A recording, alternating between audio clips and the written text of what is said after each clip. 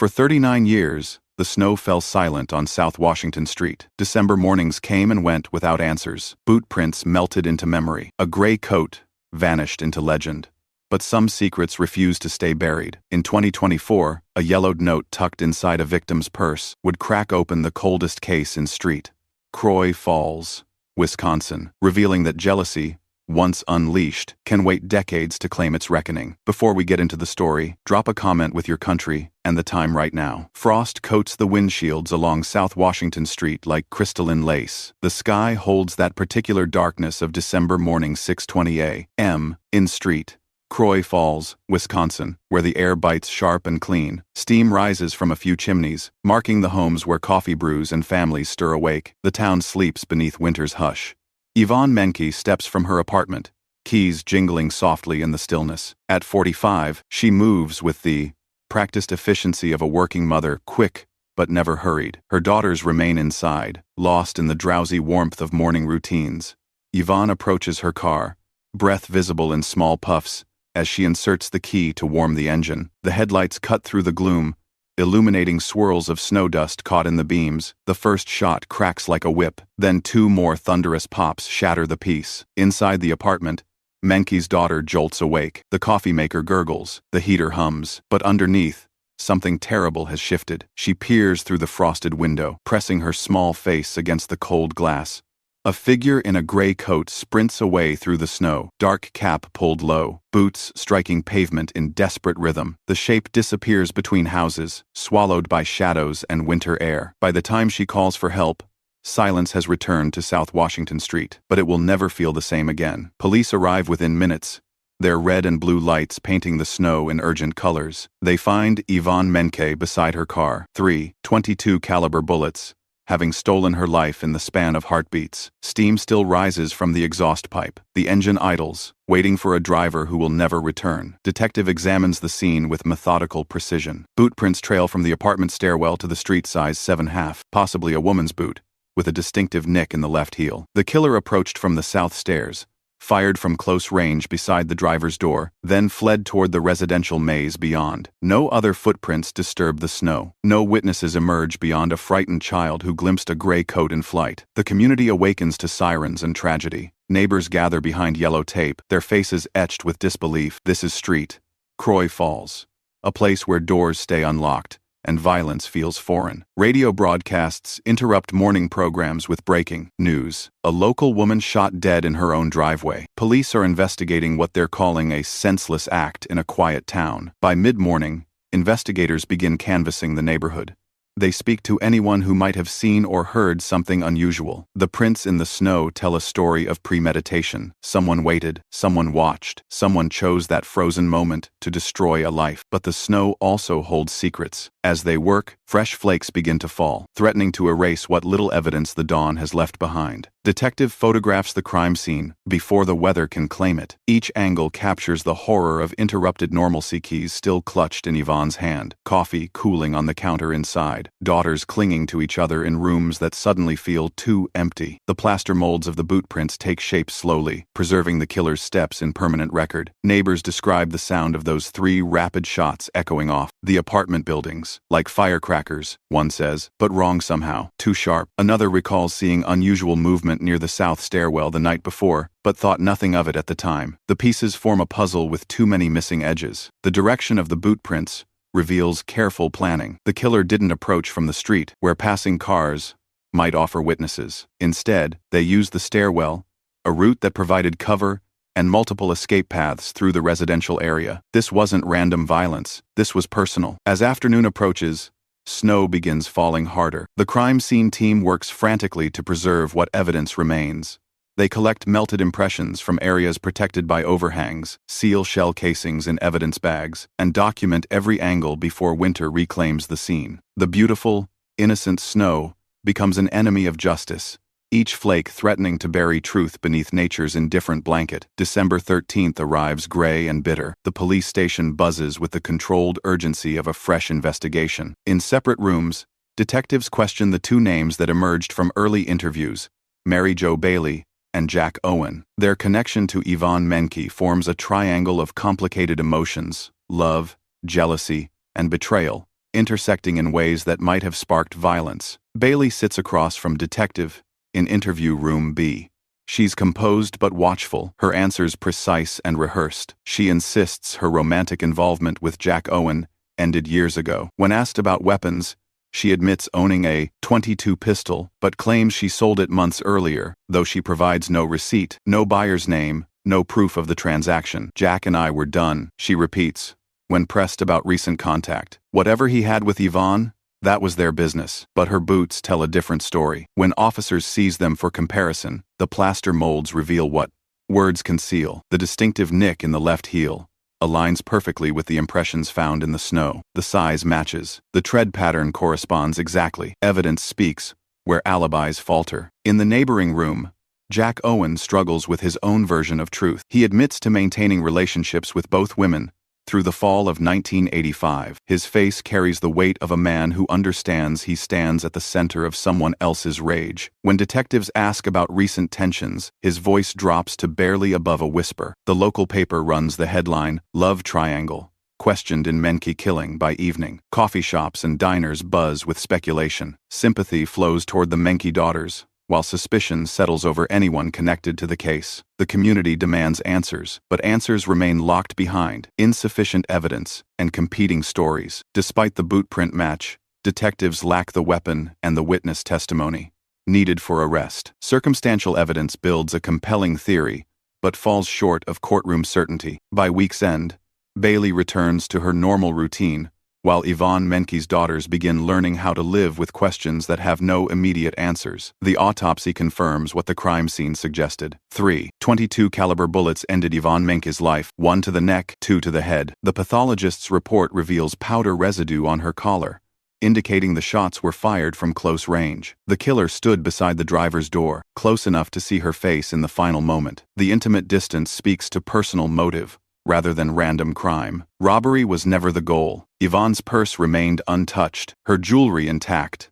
This was about something deeper, something that required the killer to look their victim in the eyes before pulling the trigger 3 times in rapid succession. Investigators focus on the weapon specifications. The bullets suggest a .22 caliber pistol, possibly a revolver given the close grouping and rapid fire. They trace firearm registrations throughout Wisconsin, looking for recent sales or transfers that might connect to their suspects. Pawn shops receive visits. Gun stores provide customer lists. The search expands in ever-widening circles. Meanwhile, rumors multiply in the town's gathering places. Cafe conversations whisper about the love triangle, about jealousy and revenge. Sympathy for the Menke daughters grows as the community watches them navigate grief while their mother's killer walks free. The case becomes a wound in the town's sense of safety proof that violence can strike anywhere, even in the middle of ordinary Tuesday mornings.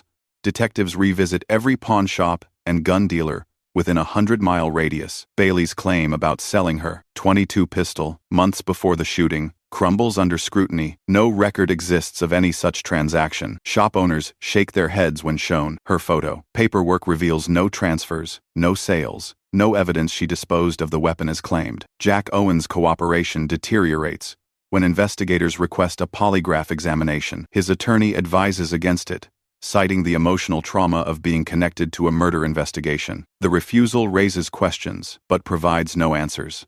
Owen admits he continued seeing both women throughout the fall of 1985. Despite Bailey's claims their relationship had ended years earlier, phone records and witness statements support his version, contradicting Bailey's timeline. The emotional complexity deepens when investigators learn more about the triangle's dynamics. Friends describe Bailey's possessiveness regarding Owen, her anger when other women entered his orbit. One witness recalls Bailey saying, "If I can't have him, but threats and jealousy, however documented, cannot sustain a murder charge without direct physical evidence linking Bailey to the crime scene beyond the boot prints. As winter gives way to spring, leads dry up like snow melting into memory. The investigation stalls despite the compelling circumstantial case. By late 1985, the Menke case joins the growing stack of unsolved files. Evidence gets boxed and stored in the basement archives of the Polk County Sheriff's Department. The boot print molds, the shell casings, the crime scene photos, all preserved but dormant, waiting for someone to remember their significance.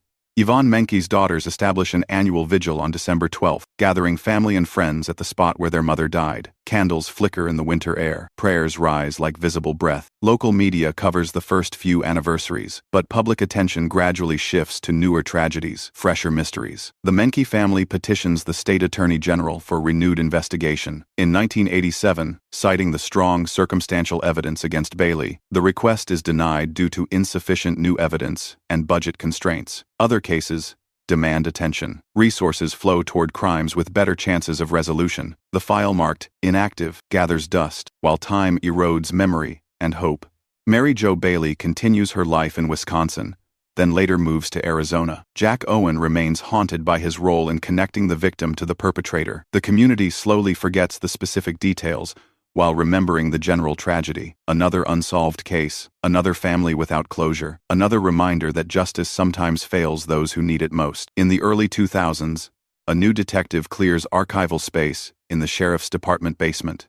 Among the boxes of cold cases, the Menke file catches his attention not because of any breakthrough, but because of incomplete paperwork that might compromise evidence if the case ever resurfaces. He reviews the chain of custody forms, updates missing signatures, and ensures the boot print molds remain properly preserved. While organizing the materials, one evidence photograph reveals something previous investigators missed or deemed insignificant. Yvonne Menke's purse, photographed where it fell beside her body, contains a small, folded note, visible through the open zipper. The handwriting is faint but legible in the enhanced crime scene photo. MJB, touch of class. The detective makes a note in the file margin, but takes no immediate action. Without context for the abbreviation or the phrase, the discovery seems like personal memorabilia rather than evidence. The case remains dormant for another decade, while that small detail waits for someone to understand its significance. Technology advances. Digital photography improves. Cold case units form across Wisconsin as budget allocations finally acknowledge the importance of unsolved crimes to community healing. But the Menke file continues waiting in its basement box, holding secrets that won't reveal themselves until the right eyes see them with the right knowledge. The early 2020s bring renewed focus to cold cases throughout Wisconsin law enforcement. Grant funding allows departments to dedicate resources specifically to unsolved crimes, particularly those involving violence against women. The Polk County Sheriff's Department receives approval to establish a cold case unit with access to modern forensic technology and digital analysis tools. Detective, assigned to lead the unit, begins reviewing dormant files with fresh perspective. The Menke case draws immediate attention, not just because of its age, but because of the quality of evidence preserved. Boot prints, shell casings, witness statements, and crime scene photos all survived nearly 4 decades in good condition. The folded note in Yvonne Menke's purse photograph becomes the breakthrough moment. Using high-resolution, scanning, and digital enhancement, the handwriting emerges with startling clarity. MJB, touch of class, connects to records from the original investigation. Mary Jo Bailey's vehicle registration from 1985 shows a custom bug screen bearing that exact phrase, touch of class. The discovery transforms a mysterious personal note into direct evidence linking Bailey to the victim's belongings. No innocent explanation exists for how Bailey's initials and car slogan ended up in Yvonne Menke's purse on the morning she died. The connection bridges the gap between circumstantial suspicion and actionable proof. Online true crime communities pick up the story as news of the discovery spreads. Forums discuss the case with renewed interest. Podcasts examine the evidence. Public pressure builds for resolution. After nearly 40 years, the Menke family dares to hope that answers might finally emerge from the shadows of that terrible December morning. The Detective Bureau, mourning. Briefing takes on urgent energy as investigators compare archival photographs. The 1985 DMV registration clearly shows Bailey's custom bug screen reading, touch of class, in distinctive script lettering. Vehicle inspection records confirm the screen remained mounted through December of that year. No explanation exists for how that phrase, combined with Bailey's initials, found its way into the victim's purse, except through direct contact between the two women. Defense attorneys receive preliminary notification that the case may reopen. They warn against building prosecution on circumstantial revival after 4 decades. Witness memories fade, they argue. Evidence chains degrade. The fundamental challenge of proving guilt beyond reasonable doubt becomes exponentially harder as years accumulate. But the note represents fresh evidence that wasn't properly analyzed in 1985, a legitimate basis for renewed investigation. The discovery energizes, Cold case. Investigators across Wisconsin. If overlooked evidence can crack the Menke case after 40 years, what other files might contain similar hidden breakthroughs? Resources flow toward comprehensive review of archived materials using modern technology. The Menke investigation becomes a model for systematic cold case analysis. Former neighbors receive visits from investigators armed with 4-decade-old questions. Memory proves both reliable and fragile. Some witnesses recall Bailey's jealous temperament regarding Jack Owen with crystal clarity. Others struggle to separate decades of accumulated gossip from original observations. The emotional core remains consistent. Bailey viewed other women in Owen's life as threats requiring elimination. One witness remembers seeing Bailey wear a gray coat during the weeks before the shooting. The detail matches the fleeing figure described by Menke's daughter, though proving the same coat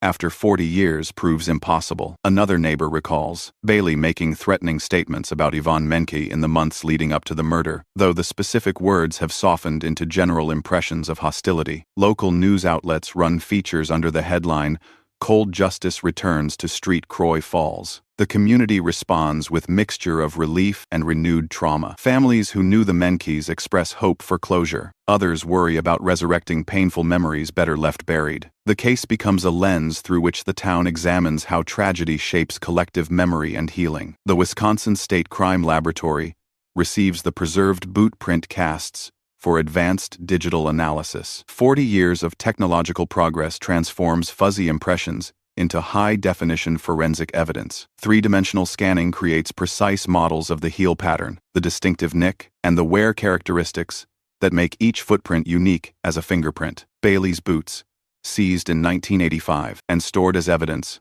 undergo the same digital treatment. Computer analysis overlays the patterns with mathematical precision, revealing perfect alignment between the physical boots and the crime scene impressions. The probability of coincidental match approaches statistical impossibility. Modern forensic standards require higher certainty than 1980s evidence collection provided. The chain of custody documentation gets scrutinized for any gaps or contamination opportunities.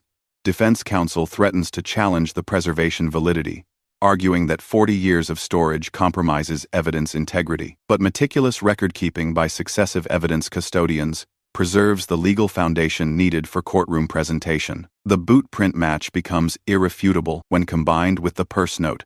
Two independent evidence streams converge on the same conclusion: Mary Jo Bailey stood in Yvonne Menke's driveway that December morning, close enough to place personal items in her victim's purse before firing 3 fatal shots. The evidence conference brings together prosecutors, detectives, and forensic specialists to review the accumulated proof. Boot prints connect Bailey to the crime scene. The touch of class note links her to the victim's belongings. Witness statements establish motive through documented jealousy and threats.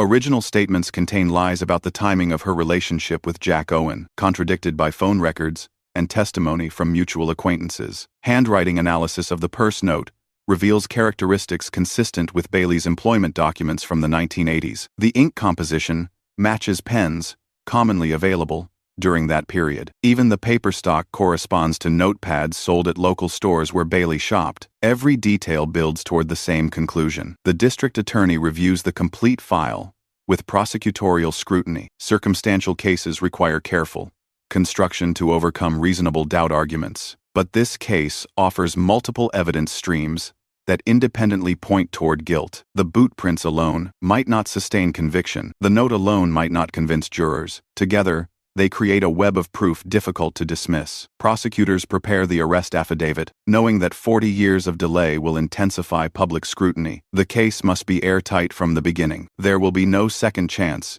if procedural errors or insufficient evidence lead to acquittal. Justice delayed demands perfection in execution. The knock comes at dawn in Maricopa County, Arizona. Mary Jo Bailey answers the door of her suburban home, looking frail but alert. At 83, she bears little resemblance to the woman who fled through Wisconsin snow 4 decades earlier. Officers present the arrest warrant with professional courtesy, explaining the charges that have followed her across state lines and through the decades. During initial questioning, Bailey maintains her innocence, but makes a crucial error. She references details about that winter morning that were never released to the public: the timing of the shots, the position of Yvonne's car, the weather conditions. Her knowledge of unpublicized facts suggests intimate familiarity with the crime scene. National news outlets pick up the story immediately. 1985, murder suspect arrested. After 38 years becomes a headline that captures public imagination about justice delayed.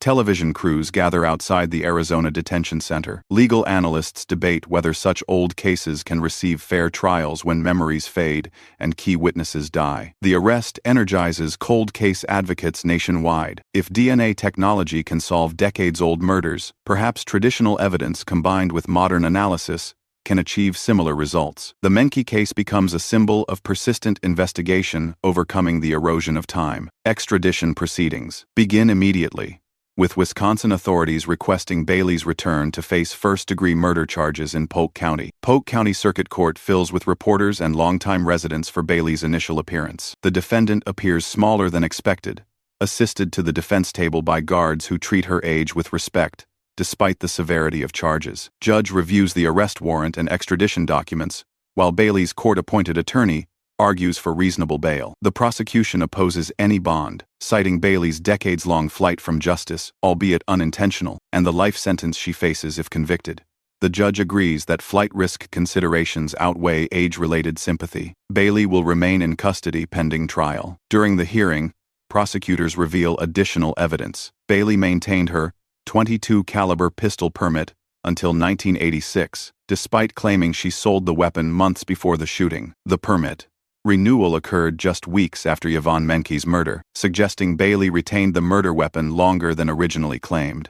Defense counsel argues that Bailey's advanced age creates memory gaps that compromise her ability to defend herself. 40 years of intervening life experience makes accurate recollection impossible. The argument sets up reasonable doubt strategy, based on time's erosion of certainty, rather than factual innocence claims. Community reaction divides between those seeking justice for the Menke family and others, expressing sympathy for prosecuting an elderly defendant whose productive life followed decades of apparent law-abiding behavior.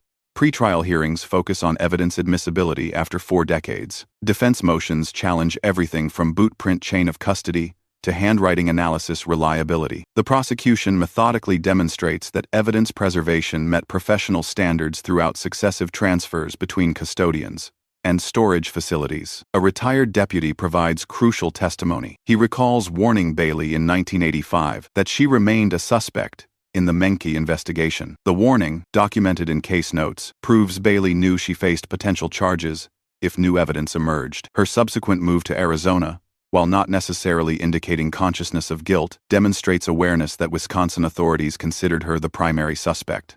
Community sentiment reflects broader social divisions about elderly justice. Some residents argue that prosecuting an 83-year-old for crimes committed at 44 serves no constructive purpose. Others insist that murder carries no statute of limitations, and justice delayed cannot mean justice denied. The Menke family maintains quiet dignity while legal proceedings unfold. Public opinion polls show the town split between those prioritizing closure for victims' families and those favoring compassionate consideration of defendants' age and apparent rehabilitation. The case becomes a lens through which society examines competing values of accountability, mercy, and the purpose of criminal justice. Jury selection approaches with unprecedented media attention for such a small community. Trial preparation reveals the emotional complexity of prosecuting historical trauma. Witnesses struggle to separate clear memory from accumulated impression. Physical evidence remains strong, but human testimony carries the fragility of 4 decades. Prosecutors focus on building timeline precision to demonstrate premeditation rather than impulsive violence. Jack Owen, now aged and reluctant, agrees to testify about the triangular relationship dynamics. His description of Bailey's possessiveness and jealousy provides emotional context for physical evidence. During preparation sessions, he breaks down while discussing his role in connecting victim to perpetrator. Guilt over his romantic indecision weighs heavily after 40 years of wondering whether different choices might have prevented tragedy. Defense strategy emphasizes the lack of DNA evidence, witness memory degradation, and circumstantial nature of prosecution claims. They argue that bootprint matches and handwritten notes, while suggestive, cannot sustain guilt beyond reasonable doubt after such extended time.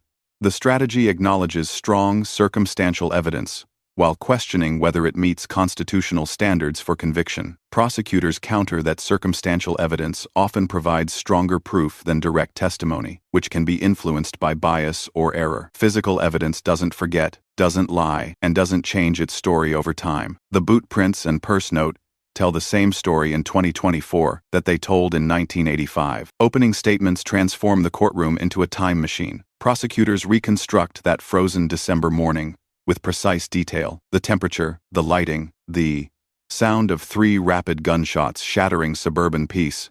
They describe Yvonne Menke's ordinary routine, interrupted by extraordinary violence, emphasizing the premeditated nature of lying in wait beside the victim's car. Defense counsel frames their response around memory's unreliability after 4 decades. They acknowledge the tragedy, while questioning whether circumstantial evidence from 1985 can sustain conviction in 2024. Age has transformed both defendant and evidence, they argue. Justice requires certainty, not speculation based on faded impressions and forensic analysis that depends on chain of custody documentation spanning multiple custodians. The jury sees crime scene photographs that capture violence's aftermath with stark clarity: snow stained with blood, keys still clutched in frozen fingers, exhaust steam rising from a car that will never reach its destination. The images collapse 4 decades into immediate emotional impact. Prosecutors emphasize that Mary Jo Bailey chose violence over acceptance when Jack Owen's affections shifted to another woman. The touch of class note represents her presence at the scene, while boot prints trace her approach and escape. Evidence speaks across the years with unwavering voice. Menke's daughter takes the witness stand carrying 40 years of trauma, transformed into quiet strength. Her testimony transports the courtroom to that terrible morning: the sharp sound of gunfire, the image of a gray-coated figure fleeing through snow, the devastating discovery of her mother's body beside the family car. Her memory of the coat color matches police notes from 1985, demonstrating remarkable consistency across decades. Cross-examination fails to shake her recollection of core details, though she acknowledges uncertainty about peripheral elements. The emotional weight of her testimony affects everyone present, jurors wiping away tears as she describes finding her mother. "I remember thinking she looked like she was sleeping," she says softly, "but there was so much blood in the snow. I knew she wasn't coming back." The defense handles cross-examination with appropriate sensitivity, focusing on memory's natural evolution rather than attacking a grieving daughter's credibility. They establish that 40 years have passed since the traumatic event, that she was young during the incident, and that subsequent discussions may have influenced original recollections. Courtroom gallery observers include longtime residents who remember the original investigation. Many wipe away tears during victim testimony. The emotional intensity reminds everyone that behind forensic evidence and legal arguments lie real people whose lives were forever altered by violence. The cold case detective presents forensic evidence with methodical precision. Boot print analysis receives detailed explanation how digital technology revealed perfect matches between Bailey's boots. Crime scene impressions, including the distinctive heel nick that functions like a fingerprint. 3-dimensional modeling demonstrates alignment with mathematical certainty. Handwriting experts explain how the touch of class note connects to Bailey's known writing samples from employment records. Ink analysis, paper composition, and letter formation characteristics all point toward Bailey as the note's author. The expert testifies that probability of coincidental match approaches statistical impossibility. Defense counsel objects to retroactive application of modern technology to 1980s evidence, arguing that analysis methods unavailable during original investigation create unfair advantage for prosecution. The judge overrules, explaining that improved analytical techniques strengthen rather than compromise evidence reliability. The detective's testimony reveals how overlooked evidence can crack decades-old cases. The purse note lay hidden in plain sight for 40 years, its significance becoming clear only when connected to Bailey's car registration records. Modern cold case investigation requires both technological advancement and investigative persistence. Cross-examination focuses on evidence preservation challenges over 4 decades. The detective acknowledges multiple custody transfers, but demonstrates continuous documentation chain. Every movement, every storage change, every analytical test was recorded according to professional standards. Defense strategy places Bailey herself on the witness stand, a risky decision driven by necessity. At 83, she presents sympathetically frail, confused at times, bearing little resemblance to the jealous woman who allegedly committed murder in 1985. Her voice trembles as she denies involvement in Yvonne Menke's death. Under direct examination, she struggles to remember specific details from 4 decades earlier. Her attorney uses this confusion to reinforce arguments about memory degradation, affecting all participants, witnesses, investigators, and defendant alike. She maintains that her relationship with Jack Owen ended years before 1985, contradicting documented evidence. Cross-examination proves devastating. Prosecutors reveal inconsistencies between her current testimony and statements given in 1985. Her claim about selling the .22 pistol crumbles when she cannot provide any details about the alleged transaction. Questions about her car's touch of class bug screen produce evasive answers. Most damaging is her reference to specific crime scene details that were never publicly released. The position of Yvonne's body, the number of shots fired, even the weather conditions that morning. When asked how she knows these facts, she becomes confused and contradictory. Public reaction to her testimony divides between those who see a confused elderly woman and others who recognize manipulation disguised as frailty. Online forums debate whether age justifies sympathy regardless of guilt. Closing arguments frame competing narratives about justice, time, and accountability. Prosecutors emphasize that murder carries no expiration date. Physical evidence, boot prints, handwritten notes, ballistics analysis, tells the same story today it told in 1985. Mary Jo Bailey's jealousy over Jack Owen motivated premeditated violence against an innocent woman whose only crime was earning affection Bailey believed she deserved. Evidence doesn't age, the prosecutor states. Truth doesn't fade. The boot prints in the snow connect Mary Jo Bailey to the scene where Yvonne Menke died. The note in the victim's purse connects Bailey to the crime itself. 40 years have passed, but facts remain facts. Defense counsel argues for reasonable doubt based on time's erosion of certainty. Witnesses struggle to separate clear memory from accumulated impression. Physical evidence, while preserved, underwent analysis using methods unavailable in 1985. Convicting an elderly defendant based on circumstantial evidence from 4 decades ago violates fundamental fairness principles. Memory fades, the defense attorney acknowledges. People change. What seemed clear in 1985 may appear different in 2024. Reasonable doubt exists when certainty becomes impossible after so much time. The jury receives instructions, emphasizing that defendants' age cannot influence their verdict. They must determine guilt based solely on evidence presented, regardless of consequences for an elderly defendant. After 2 days of deliberation, the jury returns with a verdict that reverberates through the packed courtroom. We, the jury, find the defendant Mary Jo Bailey guilty of first-degree murder in the death of Yvonne Menke. Gasps echo from the gallery. Bailey shows no visible reaction, staring straight ahead as the judge polls each juror individually. The verdict represents vindication for 40 years of persistent investigation and faith in evidence over time. Headlines immediately proclaim justice after 39 years across national news networks. Menke family members embrace quietly, tears flowing after decades of waiting. The emotional release carries weight of accumulated grief, hope deferred, and finally, closure. Their presence throughout the trial demonstrated dignity that impressed observers and influenced public opinion toward supporting prosecution, despite defendants' age. Legal analysts note the precedent established for cold case prosecution, using traditional evidence enhanced by modern analysis. The conviction proves that justice delayed need not mean justice denied when evidence preservation meets professional standards and investigation applies contemporary techniques to historical crimes. Sentencing is scheduled for July, giving both sides time to prepare arguments about appropriate consequences for an elderly defendant convicted of murder committed in middle age. The community begins processing complex emotions about accountability, mercy, and the purpose of criminal justice. The sentencing hearing draws even larger crowds than the trial itself. Victims' impact statements provide emotional climax to 4 decades of pursuit of justice. Menke's daughter addresses Bailey directly, her voice steady despite visible emotion. On December 12, 1985, you not only took Mom's life, but you took ours as well. You sentenced me to a life of fear and guilt that no child should carry. Her words break decades of enforced silence, transforming private grief into public testimony about violence's lasting impact on families. Other relatives describe how the unsolved murder affected their sense of safety, their trust in justice, their ability to heal from traumatic loss.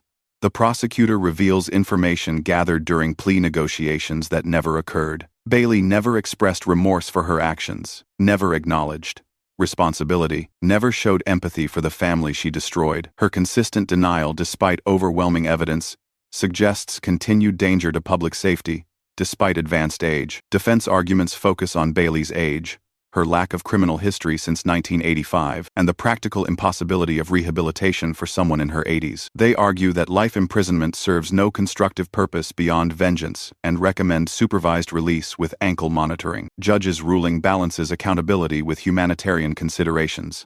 The sentence, life imprisonment, with possibility of parole after 20 years, acknowledges both the severity of premeditated murder and the defendant's advanced age. Outside the Polk County Courthouse, snow falls lightly as reporters conduct interviews with participants in this decade-spanning drama. The flakes echo that December morning in 1985, when violence shattered suburban peace. Weather has changed little, but everything else feels transformed by the passage of time and persistence of justice. Detective reflects on the investigation that consumed years of professional life. Cold cases require patience, he says. Evidence, preservation, technological advancement, and investigative dedication can overcome time's erosion. The Menke family deserved answers, and we never stopped believing those answers existed. Community reaction reveals complex emotions about prosecuting elderly defendants for historical crimes. Some residents express relief that the case finally reached resolution. Others question whether justice was truly served by imprisoning an 83-year-old woman for crimes committed 4 decades earlier when she was a different person living a different life. The case sparks renewed public interest in cold case investigation and evidence preservation standards. Police departments across Wisconsin review their archived files, wondering what overlooked details might crack other decades-old mysteries. The touch of class note becomes a symbol of how small evidence can yield enormous breakthroughs when examined with fresh perspective. Menke family members gather for a candlelight vigil at the site where Yvonne died. 40 years later, her daughter whispers to the winter air, "Mom, it's finally over. We found the truth you deserved."